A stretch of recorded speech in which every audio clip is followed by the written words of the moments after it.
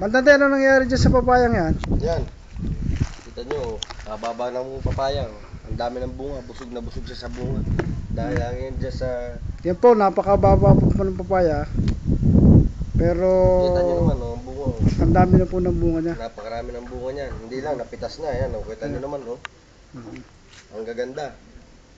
Ba't natin mga ilang beses nyo na na-spray ng gani yan? Isang beses pa lang din yan. Isang beses pa rin. Isang pa lang beses na ano yan, yan. Kita nyo, ang lulusog ng bunga. Ang dami niyan. Napitas yan, kahit yan. Oh. Tingnan nyo, paikutan nyo ng kuha yan. Para... Yan po kanyang puno. Bukod taas po siya yan. napakarami ng bunga, mababa pa siya, eh napakalusog po ng mga dahon niya. Ayan po, napakalaki. Hanggang tuhod lang, may bunga na. Yan po siya. Yan po ang resulta ng paggamit ng gani sa papaya. Lalapitan ko po yung bunga niya.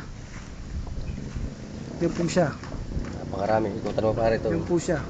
Ang lalaki nito. Hanggang sa taas. May mga bunga maliliit pa at saka may panibagong mga bulaklak. Iikutan po natin siya. Ayan po ang bunga niya. Madami, ang lalaki. Ang laki. Ayan po.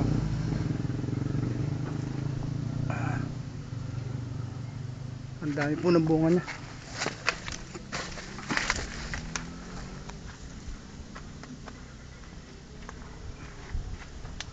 Yan po ang resulta sa papaya.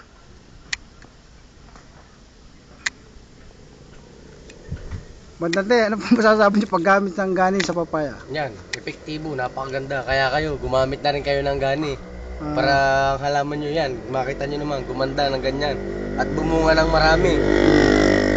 Yun yung resulta sa paggamit ng papaya. Yan, ang resulta sa papaya ng gani. Napakadami ng bunga. Ilang po at maraming salamat po, Bandante.